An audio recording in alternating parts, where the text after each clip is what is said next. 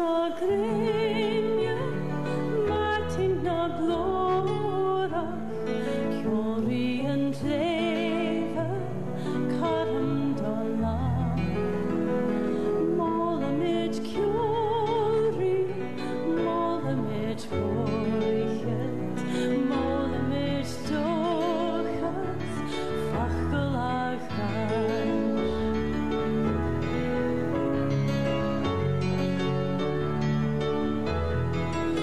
Ushgechen minje, tutem vonja, mar hollingen drukuk, tosche herfas.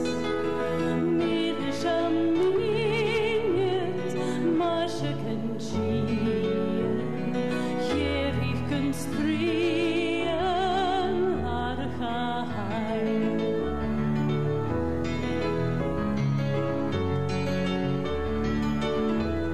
Solus na gremia, Martin na glora, Jalrich reden, Jalrich hoor. Molig leenius, molig geri, Kruige je, Martin gachwa.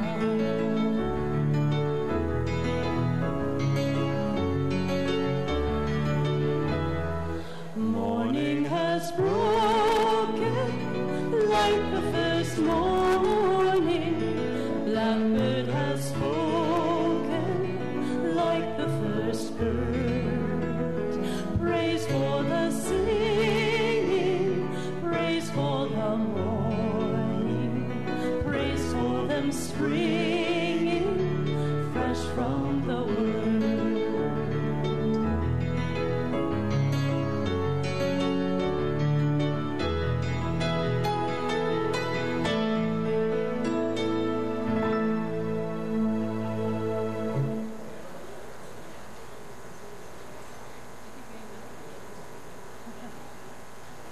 Are we good to go?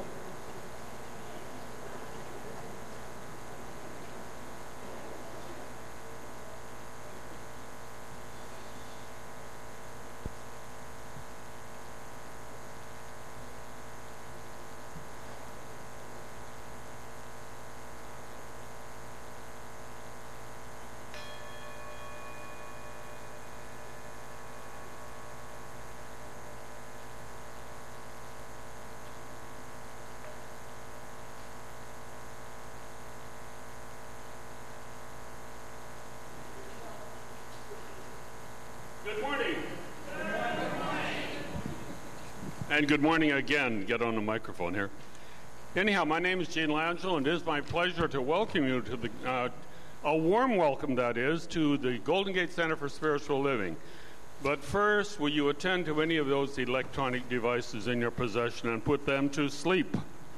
Thank you. Now, will you greet everyone around you again with a warm welcome?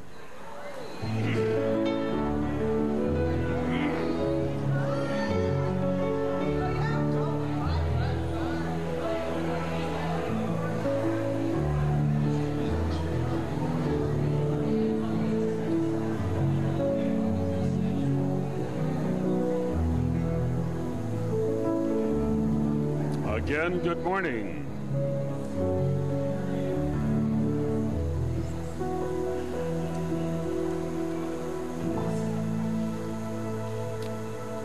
I want to direct your attention to my right to our guest musicians this morning, Anton Mizurak and Laura Berryhill, who will provide us with the morning music. And after they get through, then Reverend Karyl Huntley will lead us in the morning prayer. Anton and Marin. So we'd like to invite you to join us in a Tibetan chant. The words are up there. It's a chant for universal compassion, to bring that compassion into our lives, spreading it out to all those that we contact, reprogramming ourselves from the inside out, reminding us that compassion can be our first response. The words are pronounced Om, Tare Tare, Tut Tare, Tu Re Sola.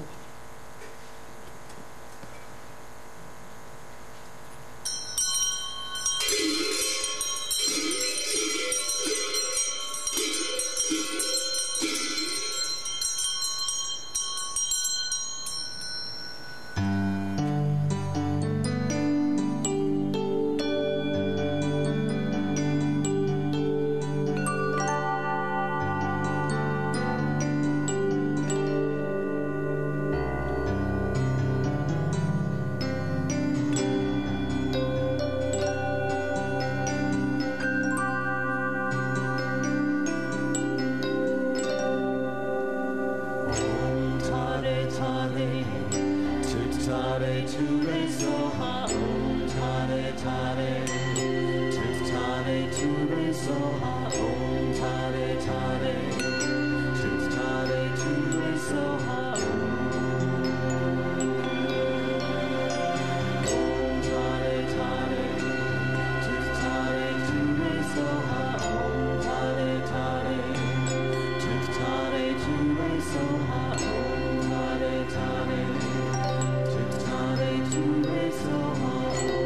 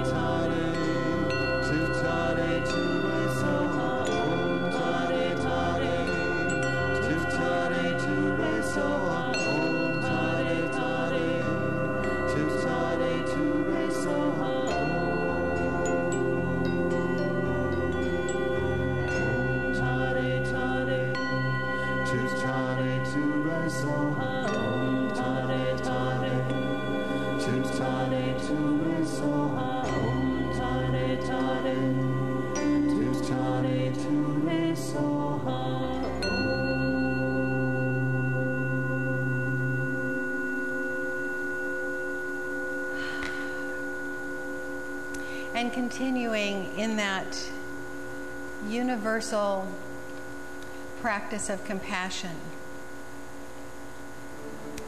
turning our attention within and perhaps following our breath, the next breath, right down to where it stops, which is the area right around our heart.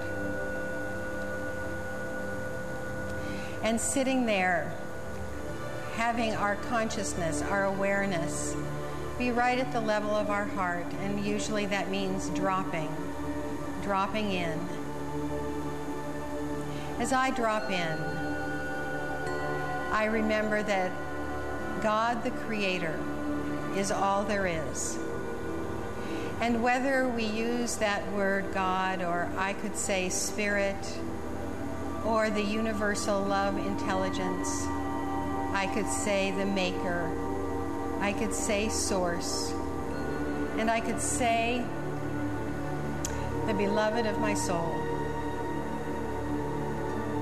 The beloved of my soul is all there is. And I see evidence of the beloved of my soul every time I open my eyes. I look upon a manifestation of that. Because knowing that I am one with it, and knowing that everyone is one with it, and knowing that nothing is created except out of the one. I know that everything I perceive is a part of that one. And so the oneness which reigns supreme in the realm of spirit, I call upon to reign supreme in the realm of form.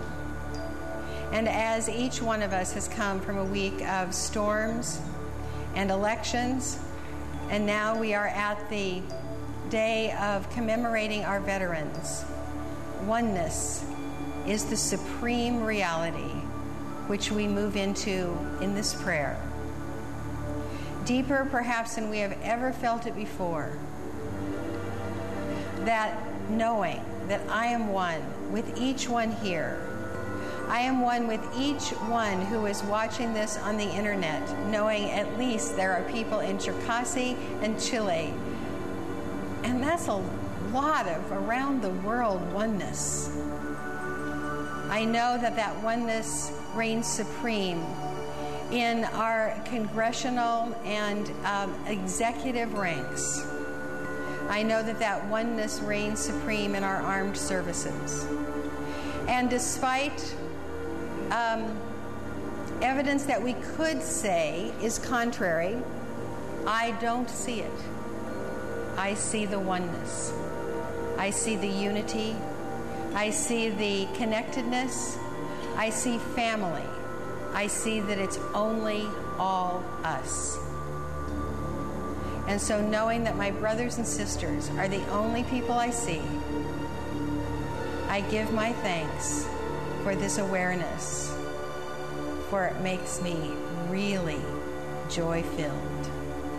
And as I release this prayer, anyone else that would like the shift of consciousness into this oneness, simply say within, I agree, I accept, me too, and we're there.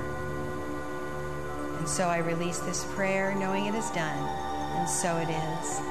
Amen.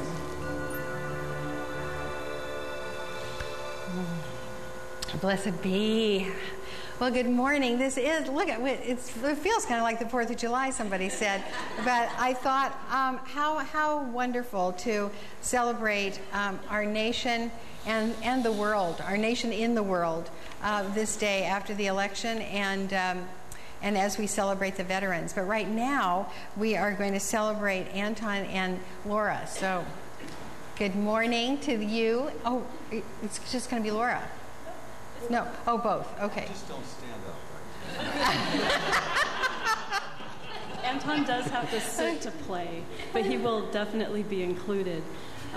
Well, we're not really celebrating us. I think that was a beautiful sentiment about the brothers and sisters all around. So this is a song that takes us kind of deep within. It's a song about a mermaid, and she faces some adversity, and then she dives under the sea and finds unexpected riches there. Kind of a metaphor for what we can find. You know, we can connect from that place. So this kind of helps take us there. It's in Scottish Gaelic.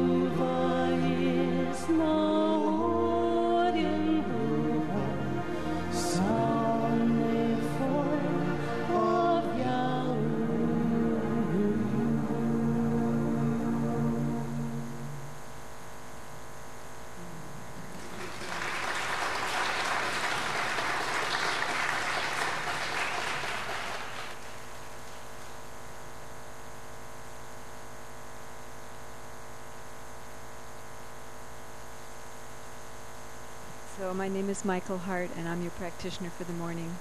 And we like to start with gratitude. And I was talking to one of the congregants who's a friend this morning, and he said, I can't think of a single thing not to be grateful for. And that's kind of what Karyl was saying in her prayer. So I thought we might just close our eyes for a moment and think of something really big, whatever comes first to your mind, that you're so grateful for in your life. And then think of something teeny, teeny, tiny. And then once again, think of something really big. And you get to decide what big and tiny are. And again, think of something really tiny that you're grateful for. And I bet we could go on all day. So, and the children today in Youth Church are going to be talking about going with the flow. So I thought we would just let our gratitude and our love flow to them and watch them flow away as they go to their studies. So we have a lot going on right now because we're just at that turn of the seasons where there's so much happening. And one of the wonderful things that's happening today is that we're having our volunteer fair. So all the tables around the room have opportunities for you to sign up and become part of a team to volunteer. Usually the commitment is once a month for a year. And it is such a wonderful way to serve and to feel Spirit move within you, and also, of course, to connect to your community. So please look at the tables and sign up for what calls to you. The leaders of all the teams will be at the tables. And we have found a host for our Thanksgiving dinner, and there they are, the Coopers, Mark and Galen. Yay! Thank you so much.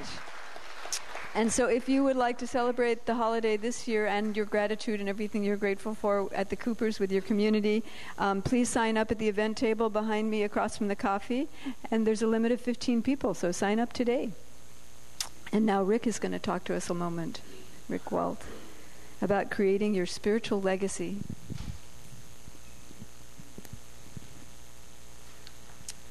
I invite you to close your eyes, take a deep breath, and I ask you to notice yourself when I say this word, and that word is death. If there are any unresolved issues, you're not alone. The Dalai Lama says, of course he's laughing when he says it, is that he's wondering if what he's been telling everybody all these years is really true.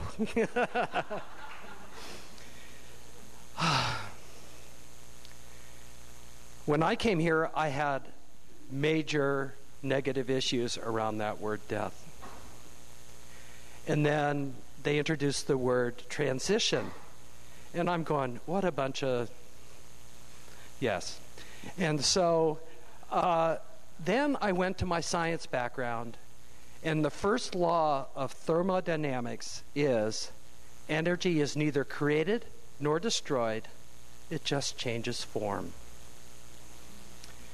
So it is our pleasure, the Fund Development Team, that we have set up a series of programs to help everyone guide themselves through this aging process and what you can do for your spiritual legacy, be it financial, just any unresolved issues. I invite you, I believe the flyers are in the back, across from the Heart to Heart next to the coffee. Pick one up. Our first program, Conscious Aging Workshop, has sold out, and we are going to offer it again. So please pick up a flyer and see if any of the other programs coming up over the next couple of months appeals to you. Thank you.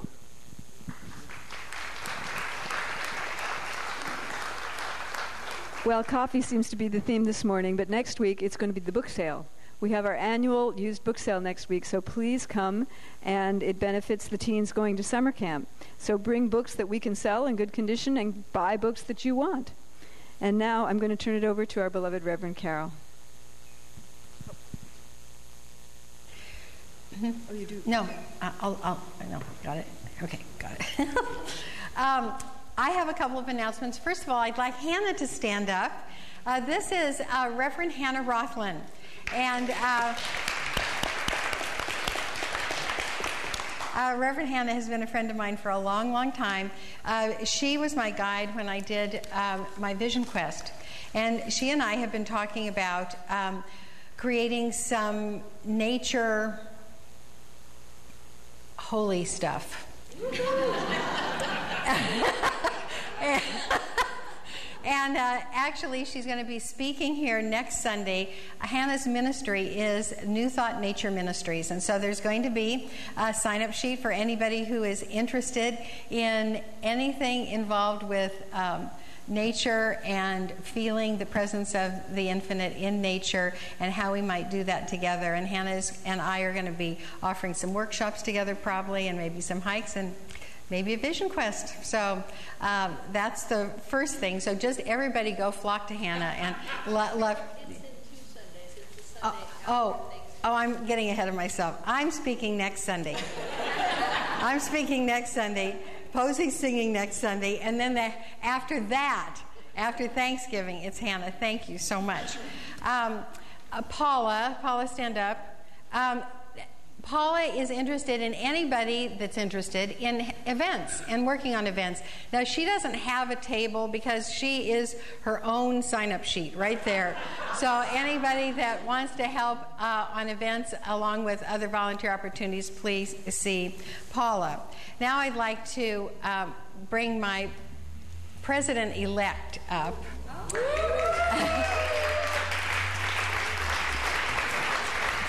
So we have a couple of announcements for you.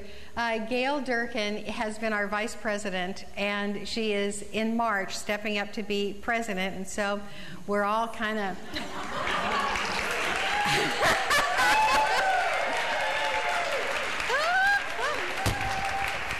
So a couple of things about the community. That Gail is going to be right over there at that yellow basket. Now, several weeks ago now, we ended the pledge program, but we don't have quite enough money pledged, honestly.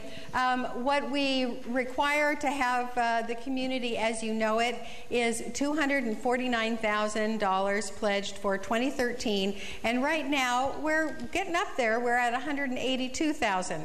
So if there's any of you that have not pledged, we really want every member to pledge something. And it's whatever you think you might give next year. It helps us create our budget. So if you haven't pledged, please go and see Gail at the yellow basket. And then Gail has another announcement about the Corps. So next year we need some people to join us. And several people are staying on to the Corps Council. And we're going to have fun, we're going to be creative, and we're going to be the steering ship for Golden Gate for the next year or so. So I'm looking for a treasurer, a stewardship, and a vice president. So if you are tickled by any of those, please come see me or come see Reverend Karyl. And the requirements are that you have taken foundations and that you pledge. That's that. Thank you. Isn't that great? And she is going to fill some very big shoes that are going to be left by our current president, Katrina Paulson.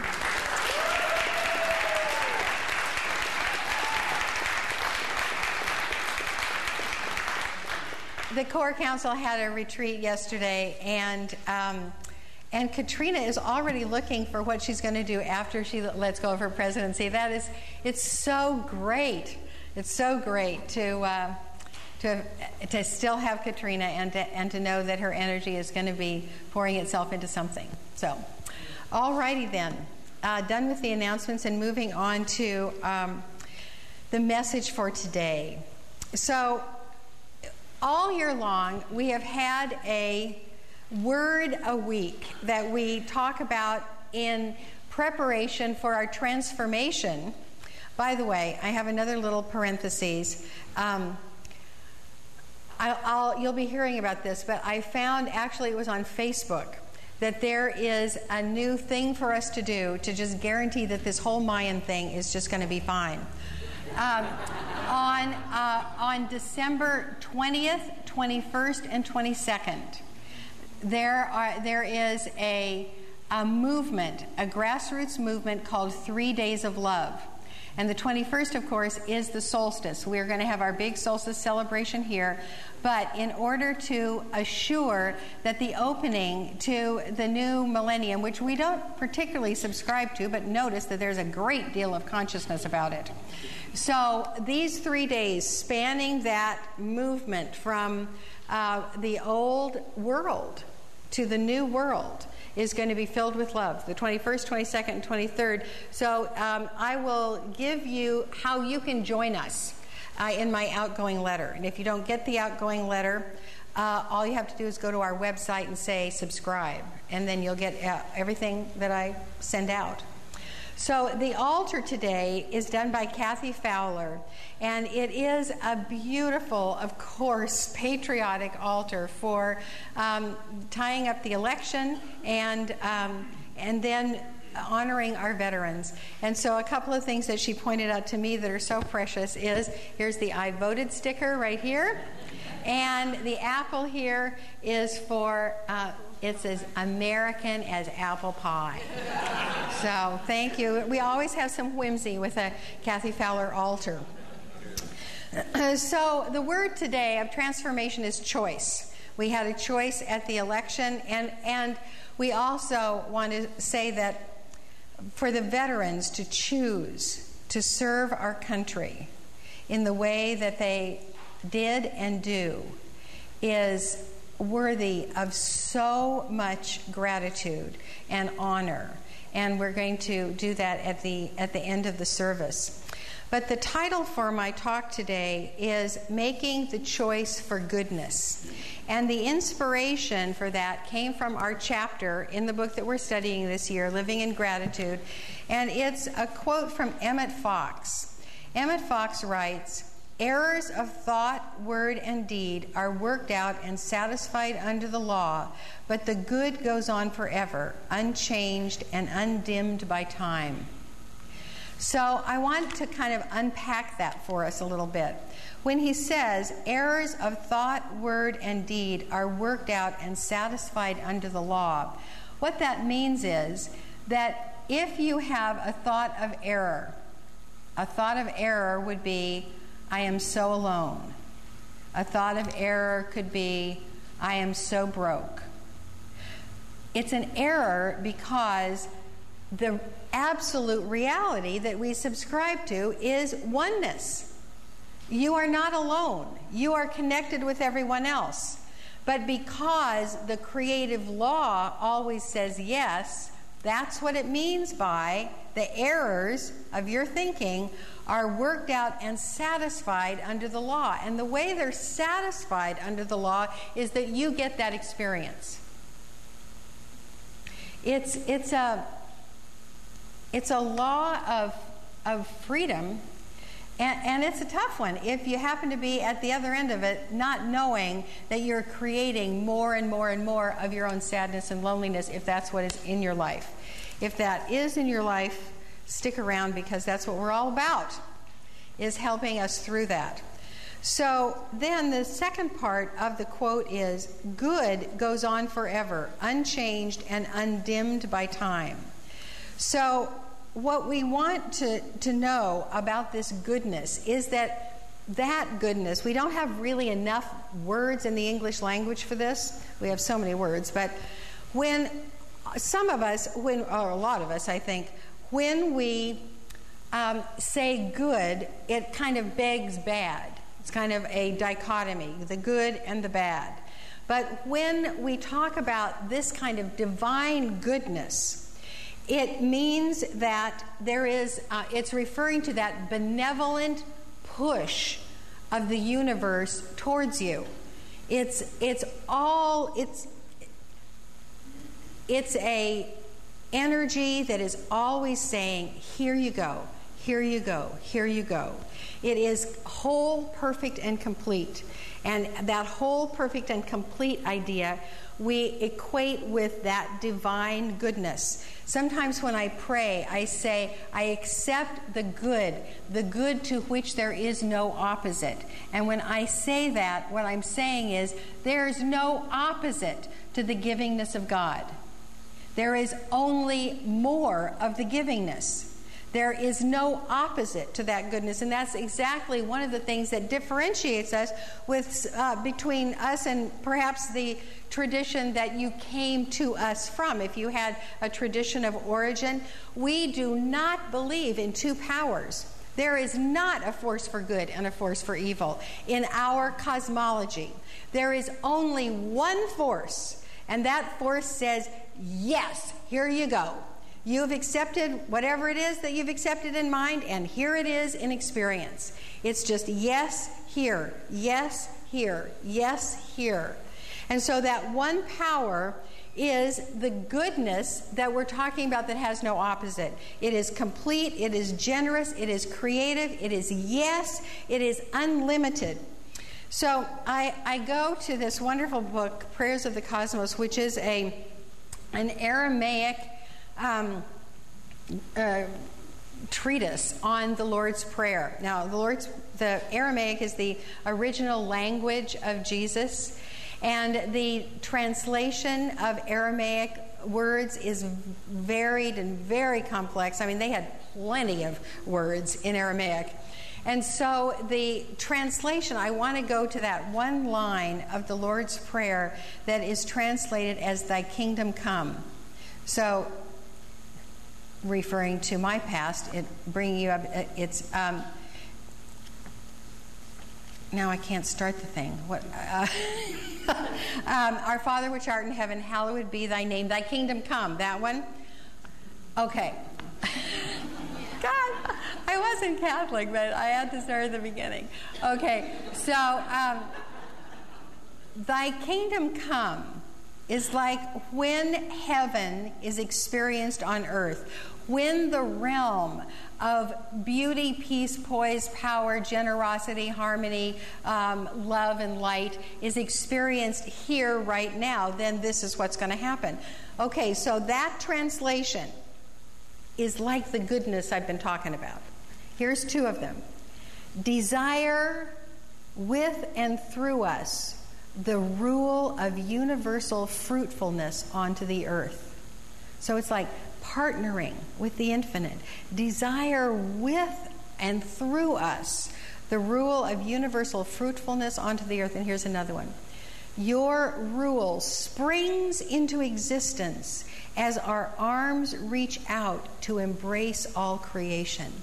It's such a glorious feeling of partnership and knowing that we are a part of the creative process. We say the what, and the infinite law says yes.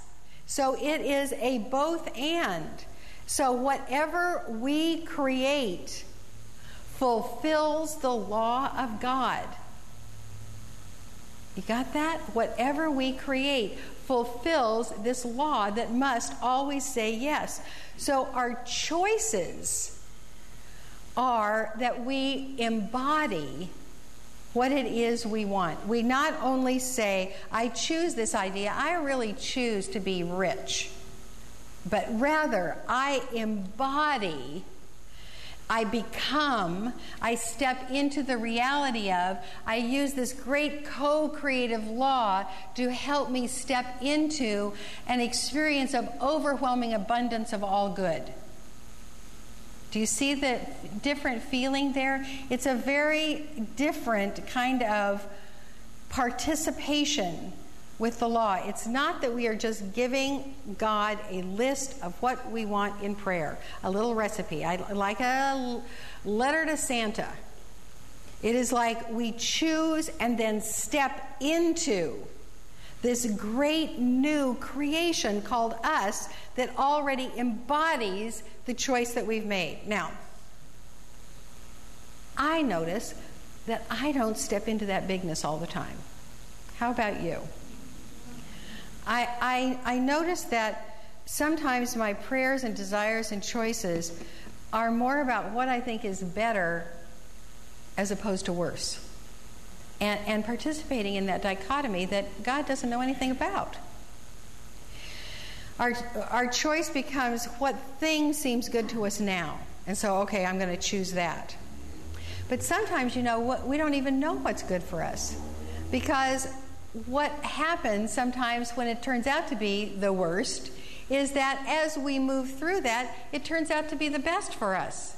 And I'm not talking in riddles here. I know it sounds like it. How many of you have had a situation that you go, I could not think of anything worse, and then as we grow through it, it becomes our gateway to our greatness?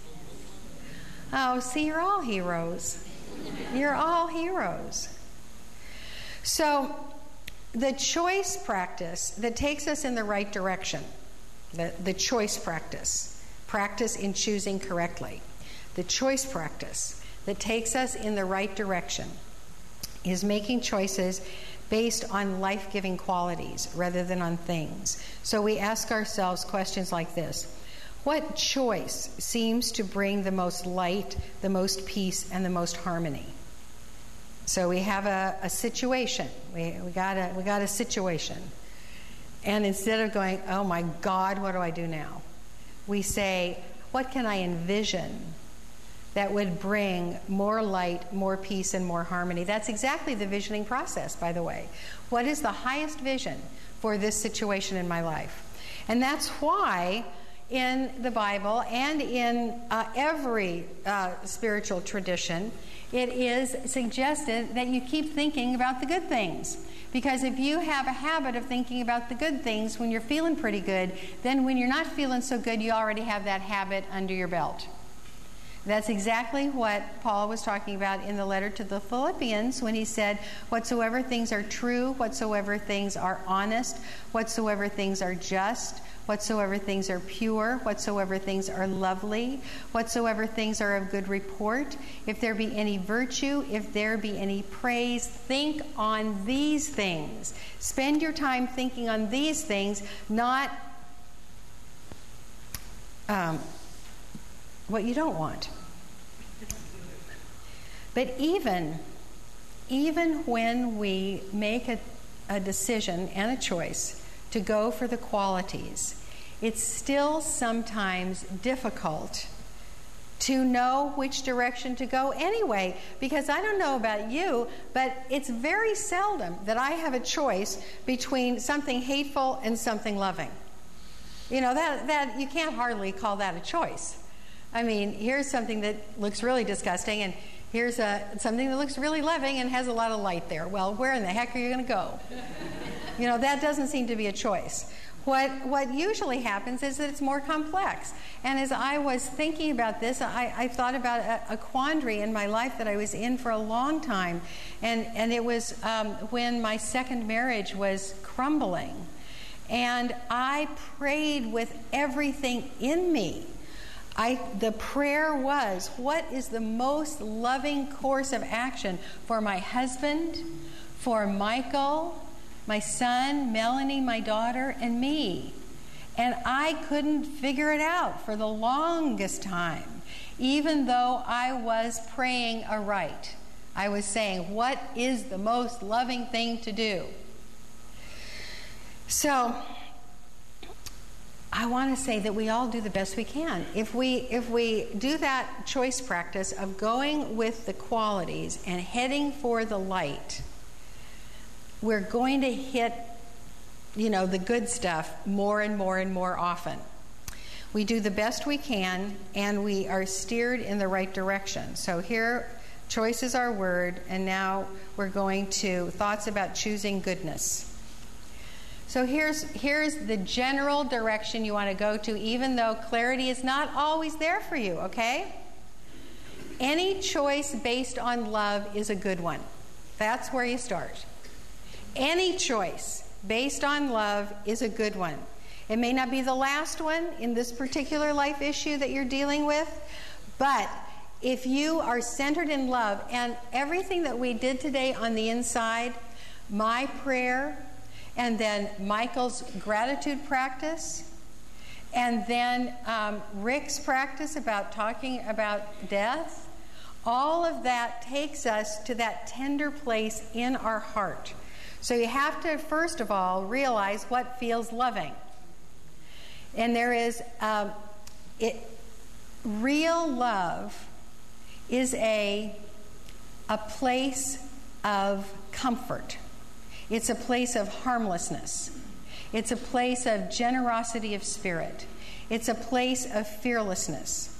It's a place of benevolence where you don't I mean, when I was working on this divorce, I had to get to a place where I was against no one and no one was against me. I had only benevolent feelings towards the husband that I would leave. And of course to my children. And as it turned out, I left Melanie half the time because we had half and half custody at first. It was very difficult. And I kept going for the love.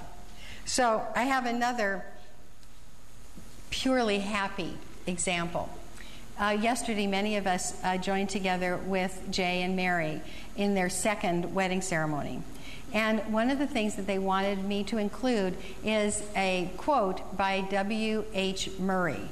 And many of you have heard this quote over the years, and I'm going to tell you a story about it. But I'll tell you part of the story first, and then I'll read it. W.H. Murray was a mountaineer, a Scottish mountaineer. And he climbed many, many mountains. And he wanted to climb the Himalayas, which is a good long distance from Scotland. And he and his climbing friends couldn't kind of get it together. They couldn't get the plans together. They couldn't get the money together. They really wanted to go to the Himalayas. And then W.H. Murray just said, okay, I am buying passage. And then everything else fell into place. And this is the quote then that is his that you all know. Until one is committed, there is hesitancy, the chance to draw back, always ineffectiveness. Concerning the acts of initiative and creation, there is one elementary truth, the ignorance of which kills countless ideas and splendid plans. That the moment one definitely commits oneself, then providence moves too. A whole stream of events issues from the decision, raising in one's favor all manner of unforeseen incidents, meetings, and material assistance which no man could have dreamt would have come his way. So basically it says, make a choice, and the universe changes around you. That's what that means. You make a choice, you embody that choice, you step into being that person that lives that choice, and the universe changes around you. Well, I did a little research about W.H. Murray because I just wondered if there was anything else there, anything juicy, and there was. So I thought W.H. Murray was much older than he was. He died in 1996. I mean, I thought he was, from many generations past, but no. He was active in World War II, and he was taken prisoner in a number of countries. And so he was a prisoner of war in Italy, Germany, and Czechoslovakia. While imprisoned, Murray wrote a book entitled Mountaineering in Scotland.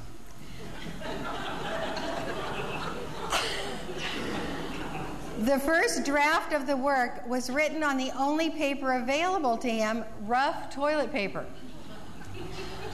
The manuscript was found and destroyed by the Gestapo. To the incredulity of his fellow prisoners, Murray's response to the loss was to start again. Despite the risk of its loss and that his physical condition was so poor from the near starvation diet that he believed he would never climb again, The rewritten work was finally published in 1947. And actually, he wrote a number of books on mountaineering and helped to reinvigorate the whole sport in Europe after the war. So, this is a choice of love. This man was a mountaineer, and of course he managed to not starve in the death camps because he lived till 1996. And in the midst of this, he has this quotation about commitment that is now a part of the fabric of New Thought Ministries. It's quoted in all of our churches. It's quoted by Wayne Dyer, Mary Ann Williamson, Mary Morrissey, and now by Jay and Mary in their wedding. And so what happens when we make a choice out of love is that we get what we choose, but the choice is good all over the place. It benefits everybody. Conversely, any choice based on fear will not turn out so well. So, companions of fear include competition, comparison, sorting for problems, looking for lack, blame, and avoidance. Holmes said, our founder Ernest Holmes, find me people who are for something and against nothing. So, taking these two things, any choice based on love is a good one, and any choice based on fear will not turn out so well. So, here's what you do. You heal your personal issues. Now, this is worth many talks, and this is worth many class sessions, and this is worth many practitioner sessions. But when you have the kind of thing that Rick was talking about when he said the word death, if you have in you that little feeling of, or that little feeling of, you know, the revulsion, the stepping away, or the aggression, I'm going to fight for this, anything other than the compassion that we sang about in our first chant, then there's some fear going on. That fear is not